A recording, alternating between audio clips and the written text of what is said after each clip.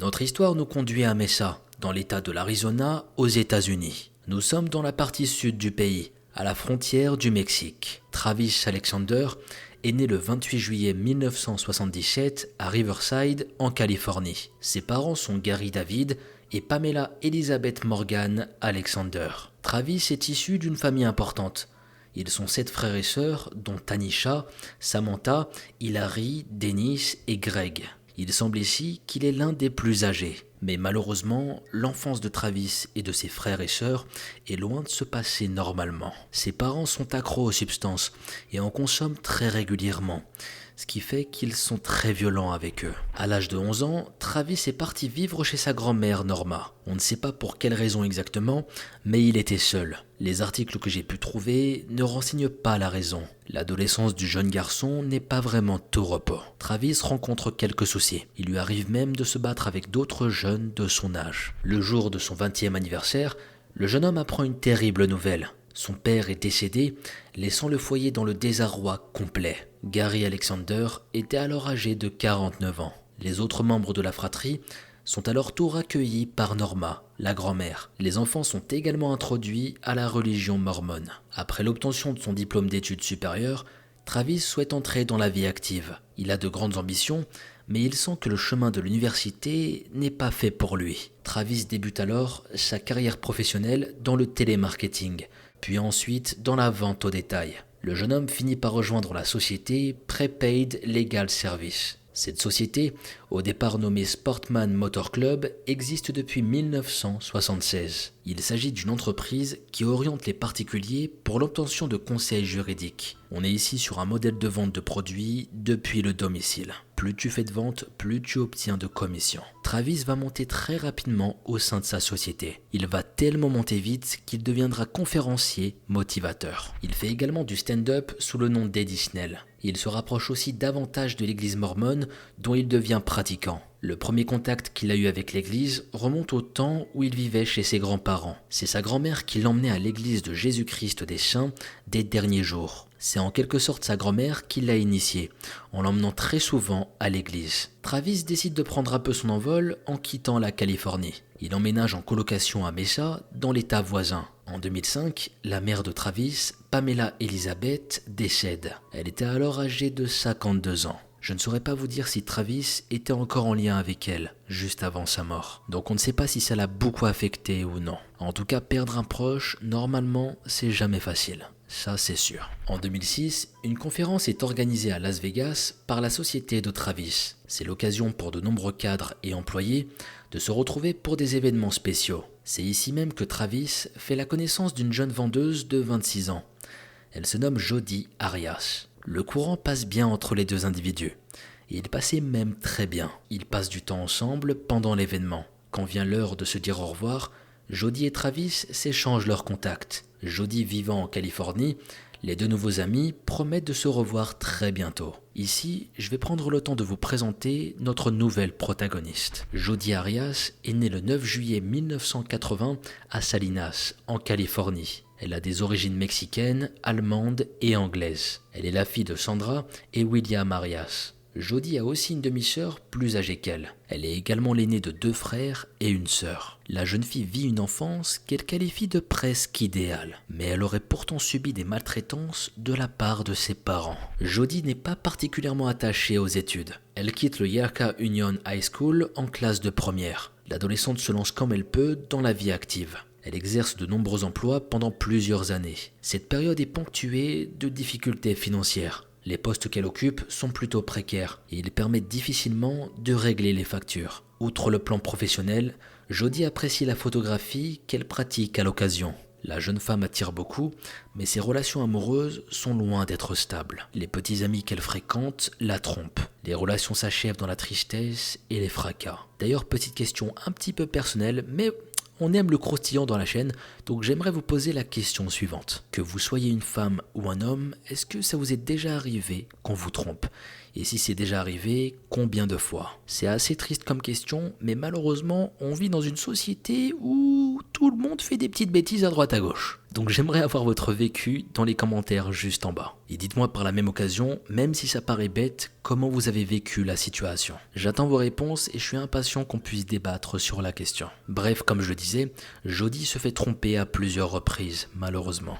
La jeune femme est engagée dans la société Prepaid Legal Service en tant que vendeuse. Les informations exactes de son arrivée au sein de la société sont assez floues, mais j'estime qu'elle avait 24 ou 25 ans. Au moment où Jody et Travis se rencontrent, Jody réside à Palm Desert. Les liens entre Travis et Jody deviennent de plus en plus forts. On était vraiment ici sur un coup de foudre. Les sentiments se mêlent à leurs nombreux échanges par email. Travis est loin de ressembler aux autres hommes que Jody a fréquentés. Il est sérieux, charismatique et il travaille dur. Mais quelque chose bloquait du côté du jeune homme. Travis était profondément attaché à sa foi. Il n'envisage pas de se lancer dans une relation sérieuse avec une femme qui n'est pas mormone. Cela touche également la question de l'intimité. Jody n'est pas vraiment tournée vers la religion. Cependant, elle comprend l'engagement de l'homme qu'elle aime. Elle décide alors de se convertir. Le 26 novembre, quelques mois après leur rencontre, Travis va baptiser Jody au temple. La cérémonie se déroule dans l'église mormone de Southern California. Elle rejoint ainsi les membres de l'église de Jésus-Christ des Saints des derniers jours. Le couple se forme officiellement le 2 février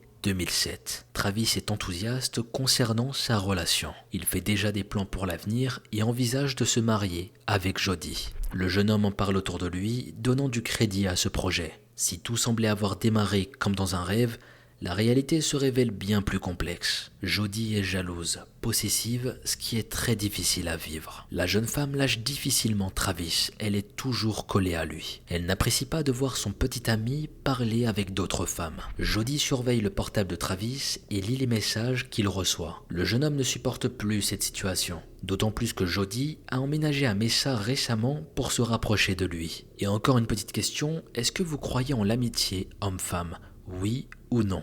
J'attends vos arguments dans les commentaires. C'est une question super intéressante et je pense que tout le monde ne va pas être d'accord. J'attends vos réponses et je dirai dans une autre vidéo ma propre réponse. Après seulement 5 mois de relation, Travis va rompre avec Jody. Cependant, la rupture est mal vécue du côté de Jody. Travis ne tarde pas à s'en rendre compte et se confie à ses amis sur le sujet. Eux-mêmes ont vu certains comportements et assisté à des scènes. Certains n'avaient pas hésité à faire part de leurs réserves dès le début. Jody suit son ex-compagnon. Elle s'est fait un nouveau petit ami entre-temps, mais la relation ne dure pas. Il arrive à la jeune femme de s'introduire dans l'appartement de Travis durant son absence. Travis a découvert par ailleurs que le pneu de son véhicule aurait été crevé. Il a tout de suite soupçonné Jody d'avoir fait ça. Et tout comme le piratage de son compte Facebook. Jody semble à l'origine de plein d'actes de ce type. Travis, entre-temps, ne se laisse pas abattre et fait de nouvelles connaissances. Clairement ici, on est sur une relation extrêmement toxique. Et je n'imagine même pas le quotidien de Travis. Il devait être constamment sur ses gardes. C'était quand même bizarre ici d'avoir un tel comportement envers son ex. Autant d'acharnement alors que normalement t'es censé avoir une vie à côté.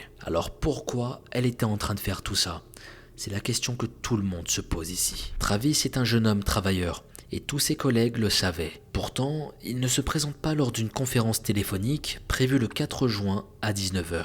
Il tente de le contacter, mais c'est sans succès. Bien que ce ne soit pas un comportement habituel, quelques jours passent. Les amis du jeune homme s'inquiètent également. Melissa Lowry et Dallin Forrest se décident finalement à passer chez le jeune homme le 9 juin afin d'obtenir de ses nouvelles. Le colocataire du jeune homme s'étonne de l'inquiétude des amis de Travis. Il prétend que ce dernier est en déplacement en dehors de la ville. D'ailleurs, sa chambre est fermée à clé. Mais Melissa et Dallin n'en restent pas là. Avec l'aide des colocataires du disparu, ils dégotent une clé pour ouvrir la chambre. En passant cette première porte, c'est l'horreur qui les attend. Le sol menant à la salle de bain présente de nombreuses flaques de sang. Malgré ça, les amis de Travis poursuivent leur avancée. Une fois arrivés dans la salle de bain, c'est Travis qui est retrouvé. Il est étendu dans la douche dans une position étrange. Il était là, le corps sans vie.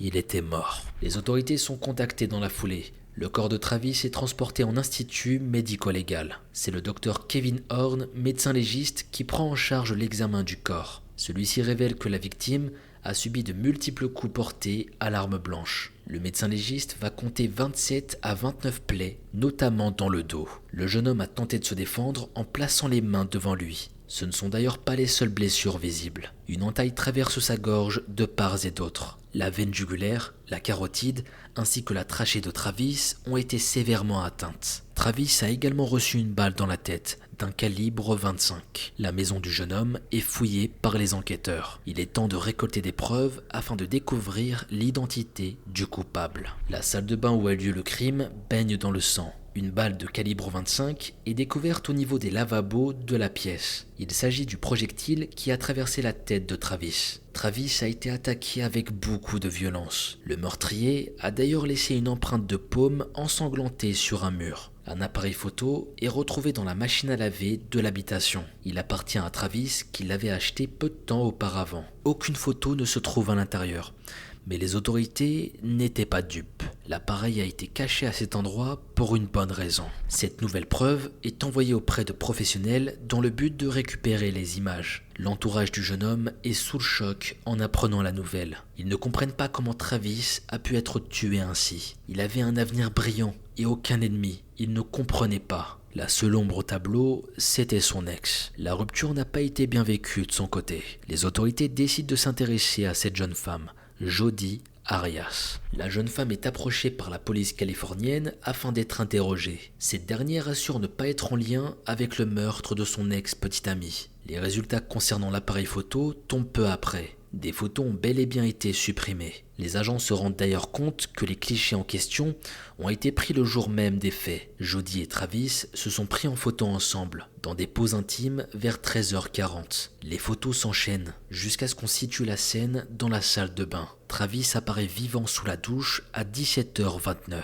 Les photos suivantes révèlent une suite sinistre. Le trentenaire apparaît inerte, et son corps présente désormais les blessures qu'on lui connaît. Désormais, on est capable d'identifier Jodi chez Travis le jour du crime. L'emploi du temps de la jeune femme est retracé. Le 2 juin, Jodi se rend dans la ville de Redding, en Californie, dans le but de louer un véhicule. La ville se situe à 160 km du domicile de ses grands-parents. La jeune femme s'arrête sur une Ford Focus blanche. Jodi joint à plusieurs reprises un ex-petit ami, Daryl Brewer. Elle souhaite lui demander un service. La jeune femme veut lui emprunter 2 bidons d'une contenance de 18 litres chacun. Elle doit entreprendre un important voyage avec son véhicule jusqu'en Arizona. Jodi en aurait acheté un 3e dans un Walmart à Salinas, à 640 km d'Yreka le 3 juin. Daryl n'a jamais récupéré ses biens. Ce même jour, à savoir le 3 juin, Jodi s'arrête à Pasadena, à une station-service Arco. Elle achète une partie de son carburant avec sa carte bancaire et le reste en espèces. La jeune femme a pris de quoi remplir 2 des contenants à essence. Elle a ainsi de quoi poursuivre sa route, suffisamment de quoi se rendre jusqu'à Mesa. Le 5 juin, Jodi s'est rendue à Salt Lake City, en Utah, pour une réunion de travail. Parmi ses collègues, elle retrouve Ryan Burns. Jodi et Ryan se connaissent depuis un certain temps. Ils se sont connus lors d'un événement de la société. L'homme remarque assez vite que Jodi a changé d'apparence. La jolie blonde s'est désormais teint les cheveux en brun. Ici, on peut se dire qu'elle avait juste besoin de changer de tête, comme tout le monde, vous allez me dire. Mais on était loin d'un simple relooking.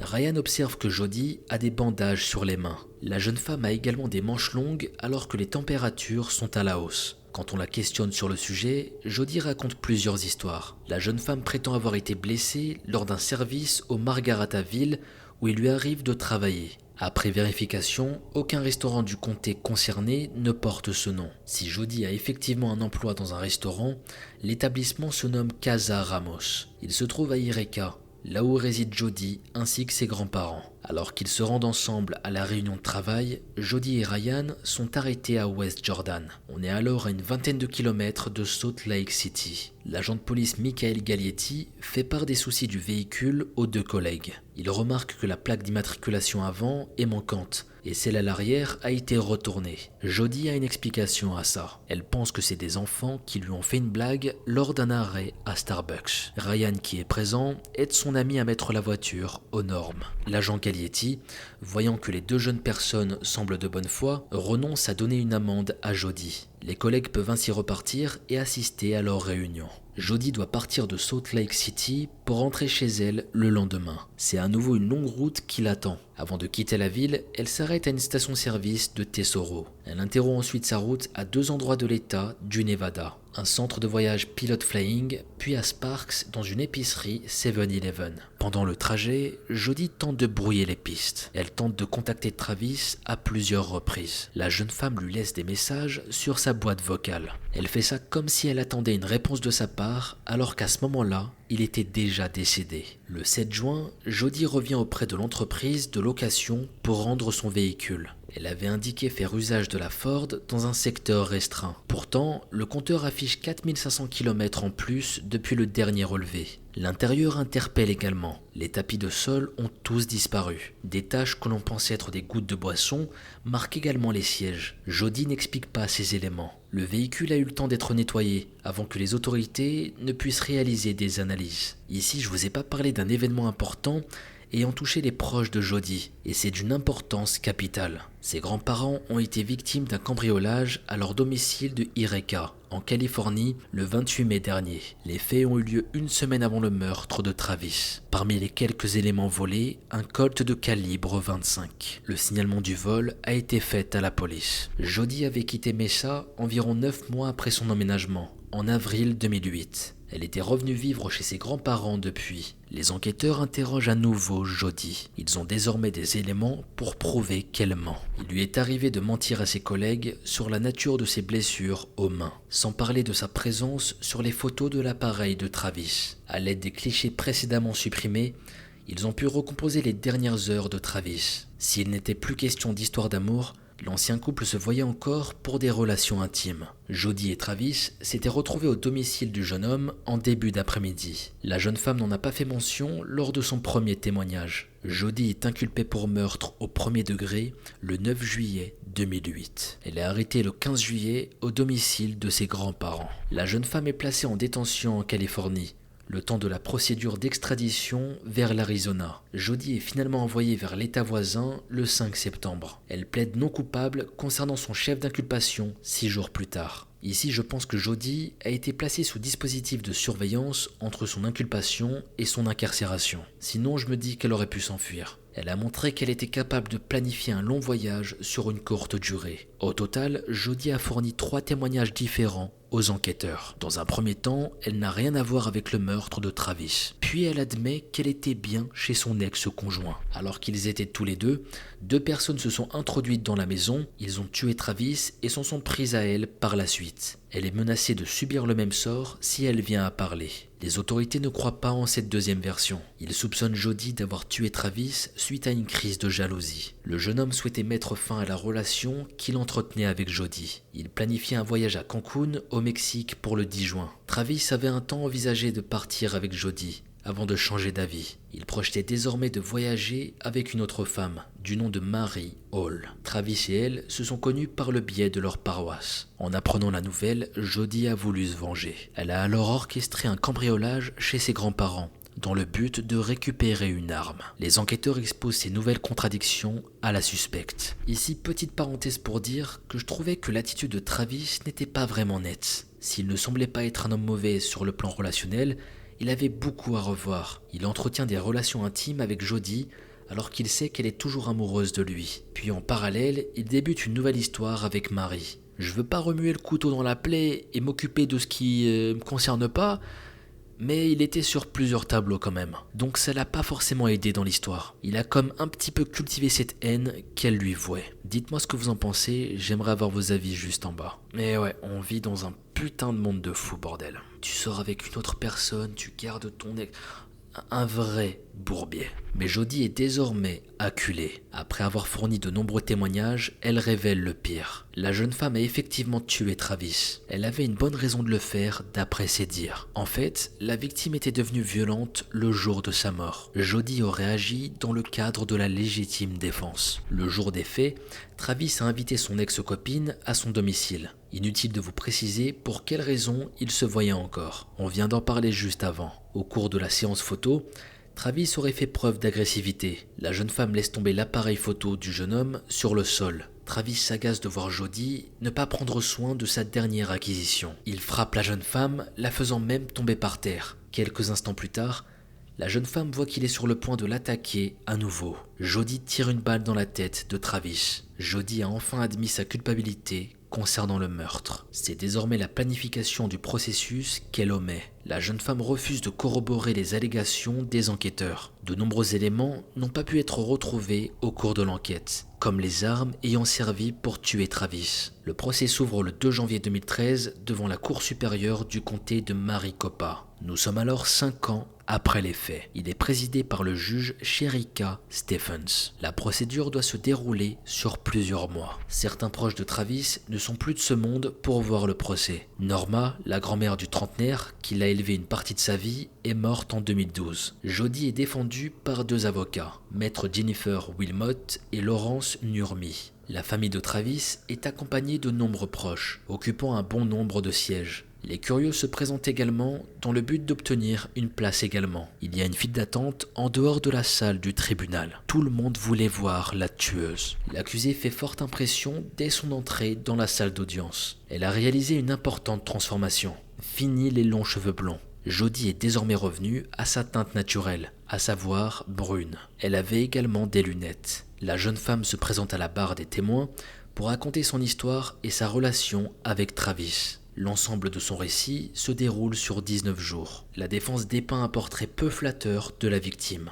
Travis prétendait vouloir se préserver pour le mariage compte tenu de sa religion. Cependant, l'homme a entretenu des relations intimes avec plusieurs femmes, dont Jody. On le présente comme un homme beau parleur et manipulateur. Il traitait Jody assez mal et la dénigrait. Il lui donnait même des surnoms peu flatteurs. Même en ayant rompu avec Jody, cela ne l'avait pas empêché de poursuivre la relation sous une forme intime. Il n'hésitait pas à assouvir certains fantasmes avec elle. Jody, amoureuse, espérait que le couple se reformerait et acceptait tout. L'affaire fascine le pays et par conséquent les médias. L'accusée est surnommée la tueuse au visage d'ange. Le procès a été diffusé en direct sur internet et sur quelques chaînes de télévision. L'engouement pour l'affaire était tel que le procureur Juan Martinez recevait des demandes d'autographes. Cela a offusqué la défense, qui a fait part de l'inconduite de l'individu. Ce dernier s'est vu radié du barreau par la suite. Les avocats de la défense ont reçu quant à eux des menaces de mort. À l'issue du procès, le 8 mai 2013, Jody est reconnu coupable de meurtre au premier degré. C'est désormais une seconde phase qui attend le jury, déterminer la condamnation de Jody. La jeune femme risque la peine capitale. Et c'est finalement le 13 avril 2015 que la sentence tombe. Jody est condamnée à la prison à vie sans libération conditionnelle. Jody est également condamnée au versement d'un montant de 32 000 $ aux proches de Travis. Cette somme permettrait de régler une partie des frais de déplacement liés au procès. Le verdict porte un sacré coup à l'accusé. Jody s'entretient avec la chaîne de télévision Fox TV quelque temps plus tard. Elle affirme préférer la condamnation à mort plutôt que la prison à vie. Je considère la mort comme la liberté ultime et je préférais reprendre ma liberté la plus vite possible. Les avocats de la défense lancent une procédure en appel le 17 octobre 2019. D'après eux, le comportement du procureur a joué contre Jody à la fois lors de l'enquête et au procès. Le tribunal rejette cette demande le 24 mars 2020. Par conséquent, la condamnation de la détenue est confirmée. Aujourd'hui, Jody se trouve incarcérée à la prison pour femmes de l'État de Perryville à Goodyear, qui se situe à l'État de l'Arizona. Jody a désormais 44 ans et il se pourrait qu'elle termine sa vie derrière les barreaux. Les 2 premières années de son incarcération, elle est placée dans une unité de haute sécurité. Elle est désormais détenue dans une aile de la prison de catégorie de sécurité moyenne, voire basse. Jody partage sa cellule avec une autre codétenue. La détenue a été affectée à divers postes depuis son incarcération. En 2016, elle a été porteuse, une fonction que je ne pourrais pas vous détailler. Et en 2017 à mi-2018, elle travaille dans la zone de stockage. Depuis juillet 2018, elle exerce comme aide à la bibliothèque de la prison. Jody se révèle assez capricieuse en prison. Elle fait de nombreuses demandes pour être transférée ailleurs. La détenue se révèle exécrable. notamment quand le coiffeur qui intervient à la prison est absent. Elle insulte le gardien à ce sujet, ce qui lui vaut une mesure disciplinaire en février 2016. J'ai pu lire aussi qu'elle aurait usé de son charme auprès de gardiens dans le but d'obtenir des faveurs. Jody trouve le moyen de communiquer avec des personnes extérieures à la prison. Elle est entrée en possession d'un portable et a contacté un ami. Elle l'invite à raconter sur Twitter par exemple qu'il n'y a plus d'eau depuis des jours en prison. La détenue demande également de l'argent par le biais de collectes en ligne. Jody a fait l'objet de menaces de mort par les autres détenus. Une lettre aurait été transmise au directeur de la prison en 2015. Cette dernière renseigne un plan monté pour s'en prendre à Jody. Deux prisonnières ont l'intention de cacher des armes dans un livre pour l'agresser plus tard. La détenue est parvenue à se lier à d'autres prisonniers malgré tout. Elle a fait la connaissance de Donovan Bering et Tracy Brown. Ces dernières se marieront d'ailleurs en prison. Jody se rapproche des deux femmes, notamment en leur faisant plusieurs tatouages. La détenue raconte son histoire et manipule ses deux amis. Alors que Donovan est libéré,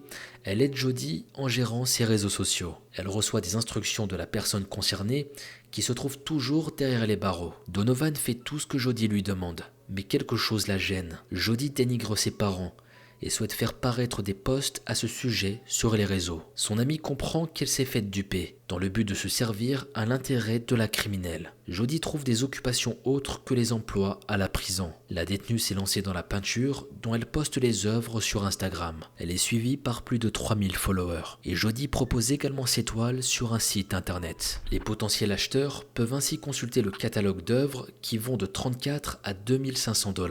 Elle a un temps procédé à la vente de ses œuvres par le biais de eBay grâce à son frère. La plateforme de vente en ligne a fini par interdire le processus en renseignant sa criminalité pour motif. Cette activité ne laisse pas vraiment indifférent. Si certains internautes louent le talent artistique de la détenue, d'autres pensent que c'est intolérable. Ces individus font part de leur colère dans les commentaires. Pour beaucoup, le fait qu'une meurtrière se fasse de l'argent en prison, c'était du grand n'importe quoi. Donc autant vous dire que cette histoire a fait beaucoup de bruit. Elle est là tranquillement en cellule en train de peindre des petites toiles et elle les vend sur eBay à des sommes astronomiques. Elle était dans un vrai business en train de s'en mettre plein les poches et ça en a choqué plus d'un. Donc comme je disais, toute cette histoire a fait beaucoup de bruit et beaucoup de polémiques. Par la suite, on n'a pas eu de nouvelles des proches du trentenaire après le procès. Deux amis de Travis seraient à l'origine d'un livre revenant sur l'affaire. L'ouvrage intitulé Notre ami Travis, l'histoire de Travis Alexander, a été publié en 2015. La page Facebook Justice pour Travis Alexander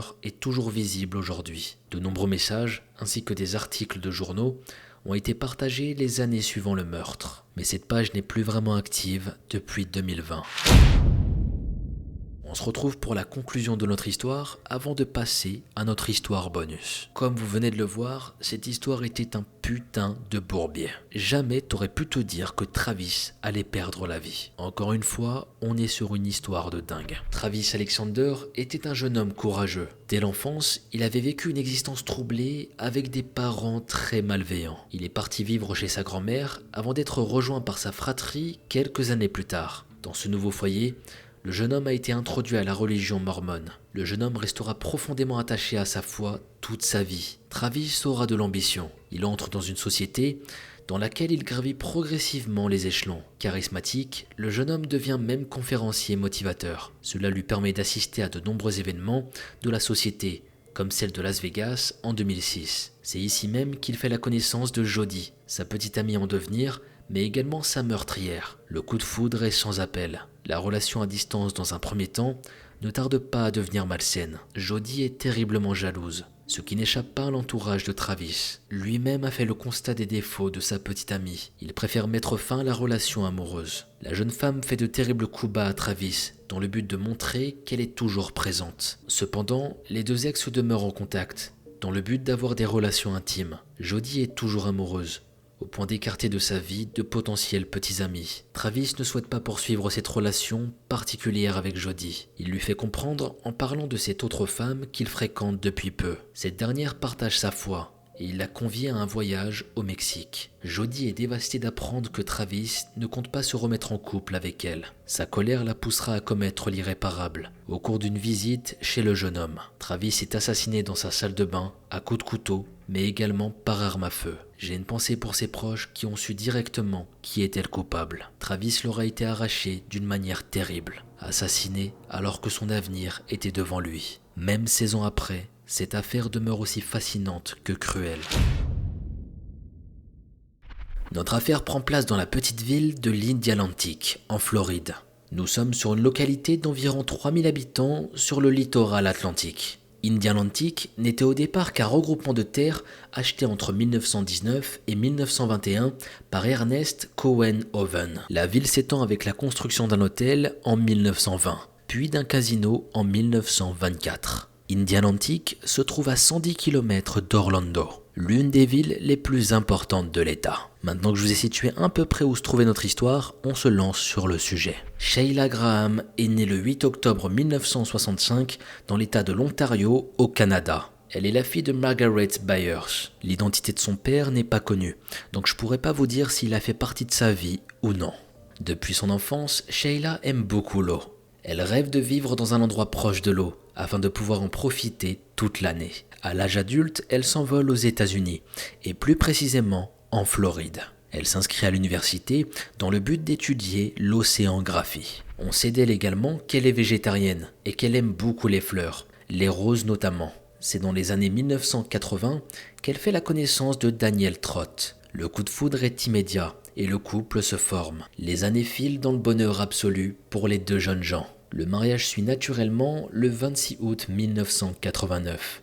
Sheila cumule 2 activités professionnelles en plus de son emploi d'instructrice de plongée. Elle souhaite apporter son soutien à son mari, qui se trouve dans une école d'aviation. Le jeune homme aimerait devenir pilote et les études coûtent cher. Mais le pari va fonctionner. Sheila peut désormais lâcher un peu de lest et se concentrer sur autre chose. Elle se lance comme agent immobilier. 2 garçons ont entre-temps complété la famille Trott. Creighton en 1991 et Graham en 1994. Après des années de labeur, ils peuvent s'offrir des vacances, notamment à proximité de points d'eau. La famille se rend à plusieurs reprises du côté de la baie de Pentagwitchin au Canada. Cet endroit tient beaucoup à cœur à Sheila, car c'est là qu'elle a appris à nager. Après plusieurs années, Daniel prend un tournant dans sa carrière. Il devient maire d'Indialantic entre 2002 et 2006. Le couple Trott est bien vu dans la ville et entretient son cercle social. Sheila est brillante dans son travail. L'entrée en politique de Daniel lui a permis de se faire des relations. Tout semble aller pour le mieux pour la famille Trott. On ne connaît aucun problème avec le couple et les garçons poursuivent leur parcours de façon exemplaire. Ici, faisons un petit bond dans le passé. Sheila et Daniel sont unis depuis 20 ans au moment de notre récit. Les années ont eu en quelque sorte raison de leur couple. Ils se sont progressivement éloignés l'un de l'autre. D'ailleurs ici rapidement, j'aimerais vous poser une petite question. Est-ce que vous pensez qu'aujourd'hui, des relations qui vont durer 10 ans, 20 ans, 30 ans, ça peut encore exister selon vous ? On est arrivé à un stade où je trouve ça tellement rare de trouver des gens sérieux qui vont durer longtemps dans leur relation. Je sais pas si c'est moi ou mon imagination, mais j'ai un peu cette impression. Dites-moi ce que vous en pensez dans les commentaires. Enfin bon, comme je le disais, leur couple va s'essouffler au bout de 20 ans de relation. Sheila avait connaissance des relations extra-conjugales de son mari. Elle a remarqué également que Daniel laissait son alliance de côté. Elle l'a confronté à ce sujet, mais l'homme lui a assuré qu'il ne se passait rien. Sheila ne supportait plus cette situation. En janvier 2009, elle demande le divorce. Sheila décide de faire de nouvelles activités. C'est le moyen pour elle de sortir un peu de cette période émotionnellement chargée. C'est également dans ce genre de moment que l'on retrouve des connaissances. Sheila retrouve Kelly Brennan et lui propose de sortir à nouveau ensemble. Les deux femmes se connaissent depuis presque 20 ans. Elles ont cette forme d'amitié où on se sépare puis on se retrouve quelques années après sans que rien n'ait changé. Sheila et Kelly se sont déjà côtoyées lors de fêtes ou d'événements sportifs. Elles connaissent respectivement leur mari. Kelly est dans une situation similaire avec celle de Sheila. Son mariage est également dans la tourmente. Elle n'hésite pas à faire des confidences au sujet de son mari. Elle assure à Sheila qu'elle se ficherait de savoir que son mari a des liaisons. Sheila trouve la confidence étrange, mais elle n'y accorde pas plus d'importance. Elle songe simplement au fait que Kelly n'aime plus son mari. Daniel, de son côté, quitte le domicile familial et emménage ailleurs. Le processus de divorce est enclenché. Il n'a d'ailleurs pas l'intention de se battre pour récupérer sa femme. Il s'était convaincu de passer à autre chose et de recommencer sa vie. Daniel rejoint un groupe de cyclistes dans le but de se changer les idées. La coïncidence veut que Kelly fait également partie de ce groupe. Il est temps que je vous présente qui est Kelly exactement. Parce que comme vous l'imaginez, cette coïncidence ne va pas passer inaperçue. Kaylee Lynn Brennan est née le 5 septembre 1964. Elle est la fille d'Alice Dobson. La fratrie Brennan est composée de 4 enfants en plus de Kelly: Beverly, Deb, Colin et Kimber. Elle est infirmière depuis plusieurs années au centre médical régional Holmes. Kelly est très appréciée au travail par ses collègues et ses patients. Elle est vue comme une personne aimable et souriante. Kelly est également connue pour son sens de l'humour ainsi que ses éclats de rire. Elle conserve sa joie de vivre et son entrain malgré une terrible épreuve. Elle reçoit un diagnostic de sclérose en plaques. Il s'agit d'une maladie auto-immune touchant au système nerveux.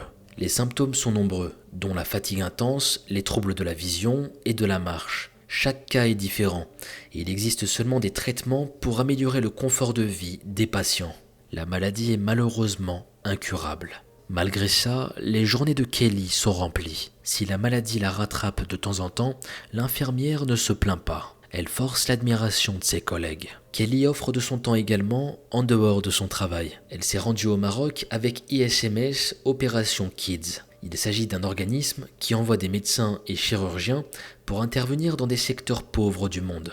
L'infirmière vient en aide à une 60aine d'enfants lors de son séjour. La jeune femme a plusieurs passions dans la vie en plus de son métier. Elle aimait faire du kayak et du vélo. Kelly recueille notamment des fonds pour la sclérose en plaques lors d'événements en lien avec le cyclisme. Elle va d'ailleurs plus loin en créant un groupe de cyclistes. La jeune femme a une soif de vivre, de faire des sorties liées au sport ou à la culture. Même malgré son quotidien bien chargé, Kelly n'en oublie pas pour autant sa famille. Elle est mariée à Gino Rallo depuis un certain temps maintenant. L'homme exerce en tant que gérant dans un restaurant. Elle est également proche de sa famille et de ses amis. On sait qu'on peut compter sur elle en cas de besoin. Comme on peut le voir, c'était une très bonne personne et très admirable. Enfin bref, reprenons le cours de notre histoire là où on s'est arrêté. Daniel et Kelly se rapprochent davantage du cyclisme. Ils se connaissent depuis plusieurs années et ils n'ont jamais pris le temps de véritablement se parler. Kelly était l'amie de Sheila, et donc c'était plutôt les deux femmes qui passaient du temps ensemble. Au travers de cette activité de groupe, les langues se délient et les sportifs se parlent. Daniel et Kelly débutent par la suite une liaison. L'homme est séparé, contrairement à sa nouvelle compagne. La situation est d'autant plus perturbante qu'ils ont Sheila en commun. Kaylee s'est rapprochée de son ami de l'époque depuis la séparation. Le couple était obligé de cacher sa relation.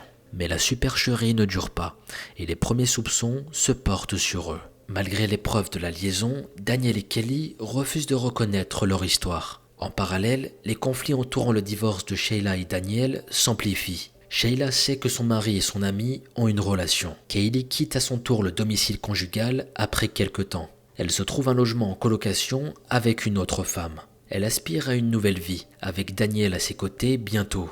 Même si leurs divorces ne sont pas encore finalisés. Gino, le mari de Kelly, n'accepte plus la situation. Il en vient à appeler Daniel à plusieurs reprises, certainement dans le but d'exprimer sa colère. Mais comme ça ne fonctionnait pas, il se rend directement au domicile de Daniel. L'homme trompé casse la porte et agresse l'ancien maire de la ville. Une année passe sans que les procédures de divorce respectives n'aboutissent. Sheila rentre chez elle un soir sur les coups de 22h30. Après avoir passé un peu plus de 4 heures à l'extérieur. Elle était partie vers 18h pour effectuer quelques courses au Walmart du coin, un supermarché. Graham, qui a alors 16 ans, se trouve à la maison avec sa petite amie. Il se rend compte assez vite que sa mère ne va pas bien et attend que son frère revienne du travail. Sheila est étourdie, dans un état second, et tient des propos incohérents. Elle va même jusqu'à frapper sa tête contre les murs. La mère des garçons fait une sorte de crise qui va choquer son entourage. Grayton, le deuxième fils, finit par arriver et il se trouve à son tour confronté à sa mère. Les secours sont contactés directement. Les ambulanciers examinent la femme sans déceler quoi que ce soit de suspect. Sheila est en pleine forme physique malgré ce que l'on pourrait dire. Ils invitent Grayton et Graham à rappeler si leur mère ne va pas mieux d'ici les prochaines heures. Le numéro du 911 est à nouveau composé. L'ambulance conduit Sheila à l'hôpital afin qu'elle subisse des examens un peu plus poussés. Ses fils sont toujours auprès d'elle à ce moment-là. Ils attendent de savoir ce qui se passe vraiment. Mais les examens dans l'établissement médical ne donnent rien de plus. Sans résultat, ils rentrent tous à la maison et vont se coucher. Le lendemain matin, Sheila n'est pas revenue à son état normal. Ses propos sont un peu plus précis, bien qu'ils ne soient pas plus rassurants. Elle parle de la nouvelle compagne de son mari, d'un sorte de rêve qu'elle a fait à propos d'elle. Sheila pense qu'elle est blessée et qu'elle se trouve au niveau d'une plage de Mark's Landing, à un quart d'heure d'Indialantic. Elle assure qu'elle voit le visage de Kelly et qu'elle ne va pas bien. Grayton et Graham ne comprennent pas vraiment ce qui se passe. L'endroit désigné est désert et ce n'était pas le genre de coin où on se promenait vraiment. Après quelques minutes de recherche, c'est avec horreur que le petit groupe tombe sur un cadavre. Ils découvrent par la suite un sac, semble-t-il laissé à l'abandon. Grayton et Graham ne souhaitaient pas rentrer à la maison avec leur mère dans cet état. Ils conduisent Sheila à l'hôpital afin qu'on l'examine. Les garçons se sentent impuissants face à une telle situation. Et tu m'étonnes. Imaginez-vous juste une seconde à leur place. Votre mère qui vous amène directement vers un cadavre. Juste à imaginer, la scène est complètement folle. Ils appellent leur grand-mère maternelle pour la tenir informée. Cette dernière est choquée en entendant ce que ses petits-enfants lui disent. Elle se rend tout de suite chez sa fille afin de se rendre compte de la situation par elle-même. Margaret interroge sa fille. Elle essaie de comprendre ce qui se passe. Elle finit petit à petit par comprendre ce qu'était en train de dire sa fille, Sheila. Margaret comprend qu'elle s'en est prise à Kelly, la nouvelle compagne de Daniel. Comme ses petits-fils sont jeunes et qu'ils n'ont pu que l'appeler elle à l'aide, la grand-mère prend une lourde décision. Elle prévient le 911 et retranscrit de son mieux les révélations faites par sa fille. C'est du côté de Melbourne Beach que les autorités doivent se déplacer. Un hélicoptère est envoyé sur la côte dans la zone renseignée. Il devait absolument repérer le corps. Celui-ci est finalement découvert dans des broussailles, sur un terrain vague non loin de la plage.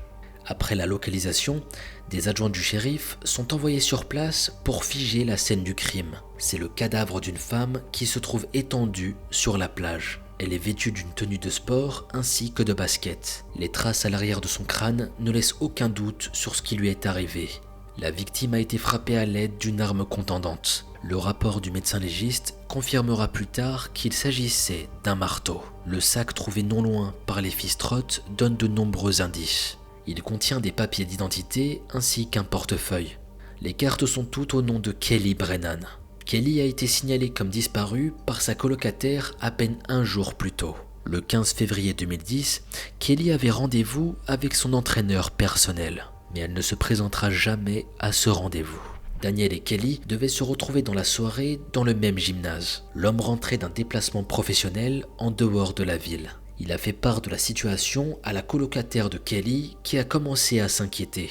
Les deux individus ont fait le tour de divers postes de police et hôpitaux en voyant qu'elle n'était pas chez elle. Comme vous l'avez compris, c'est dans les heures qui suivent qu'on apprend la vérité sur son sort. Kelly n'a pas été tuée du côté de Melbourne Beach. L'endroit était trop propre, si on peut le dire ainsi. Il est relativement isolé, ce qui aurait permis de dissimuler le corps un certain temps. Les traces de sang sont moindres par rapport à ce que l'on pourrait s'attendre d'une scène de crime. La victime a été tuée ailleurs puis déplacée jusqu'ici. Les autorités se rendent à son adresse afin de faire des vérifications. Elles y découvrent des traînées de sang. Kelly a bien été attaquée chez elle. Cependant, son véhicule ne se trouve pas sur place. Les enquêteurs révèlent tous les éléments nécessaires à la recherche dans le registre national d'immatriculation. Un véhicule correspondant se trouve non loin du terrain de Melbourne Beach, sur Cato Court. Si le véhicule semble propre à première vue, la fouille permet d'identifier des traces de sang. Les analyses ne permettent pas de confronter l'identité de la personne à qui le sang appartient.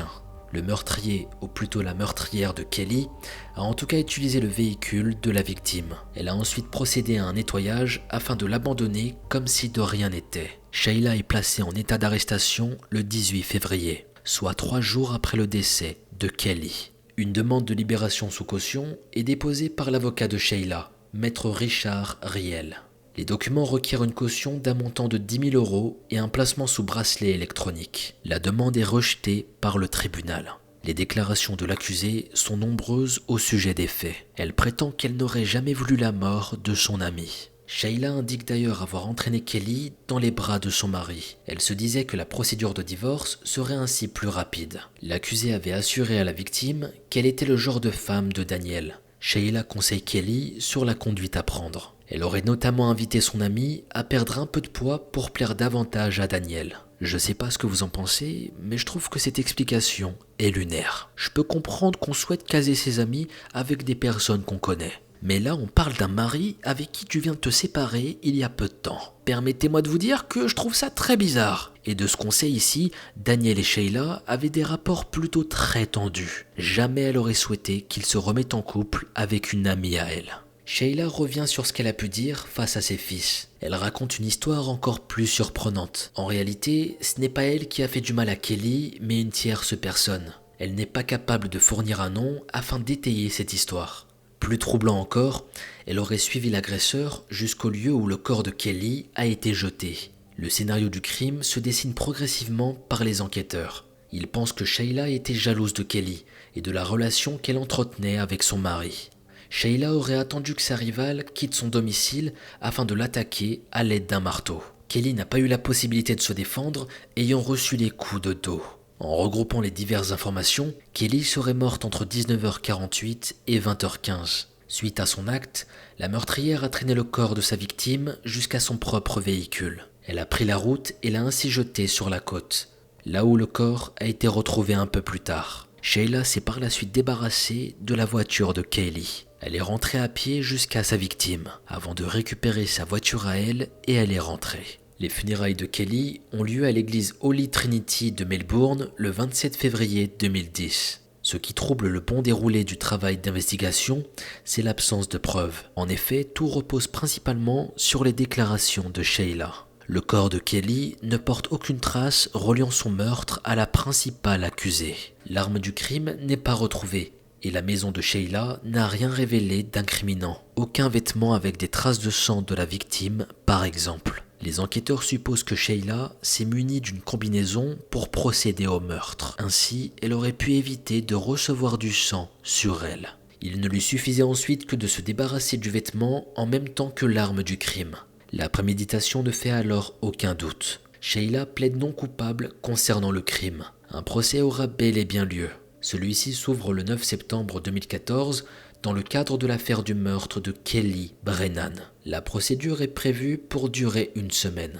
Si l'accusation estime que la jalousie de Sheila a entraîné les faits, ce n'est pas le cas de la défense. Les avocats de Sheila penchent plutôt sur la théorie du mari délaissé par sa femme. Gino Rallo passe alors pour un coupable tout désigné.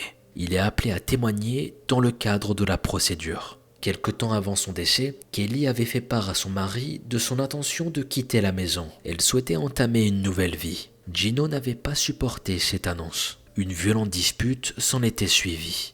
Gino et Kelly en étaient même venus aux mains. L'interrogatoire de la défense est assez terrible. L'avocat de Sheila tente de déstabiliser l'ex-mari de la victime. On laisse supposer qu'il aurait pu vouloir tuer sa femme dans le but d'obtenir son assurance vie. Elle s'élevait alors à 250 000 $. Mais Gino va démentir toutes ces allégations. Même s'il savait que sa femme l'avait trompé plusieurs fois, il ne souhaitait pas la quitter. Cette annonce l'a profondément choqué. Kelly et lui n'avaient d'ailleurs pas eu le temps de s'expliquer sur cette dispute avant son décès. L'accusation a cependant des témoins de première importance.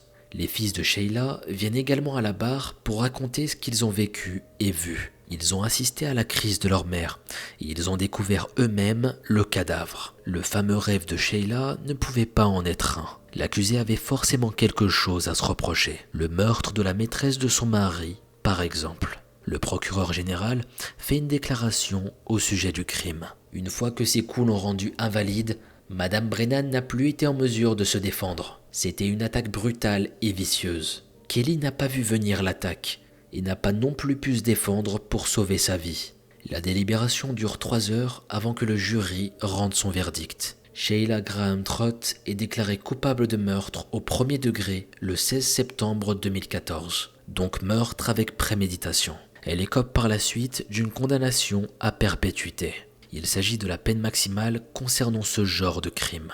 Malgré ça, la meurtrière refuse d'admettre sa culpabilité. Elle va même dire toutes les choses suivantes. « Je dois vivre avec une grande culpabilité pour ne pas avoir pu arrêter l'attaque. Et maintenant j'en paie le prix. La famille de Kelly a une fin, mais elle n'a pas le droit à la justice parce que je n'ai pas tué Kelly. » Sheila est aujourd'hui incarcérée à l'établissement correctionnel Lowell d'Ocala, qui se situe dans l'État de Floride. En mai 2015, une cagnotte a été créée par ses proches afin de lever des fonds pour Sheila. Convaincu de son innocence, il relate les faits comme si l'arrestation de Sheila était une erreur. À ce jour, cette cagnotte en ligne n'a récolté que 60 $ sur les 10 000 $ escomptés. On n'a jamais eu le fin mot de l'histoire concernant le meurtre. On ne sait pas non plus qui a poussé Sheila à conduire d'elle-même ses fils auprès du cadavre de Kelly. Daniel Trott, mari de Sheila et amant de Kelly, ne s'est jamais exprimé auprès des médias au sujet de l'affaire.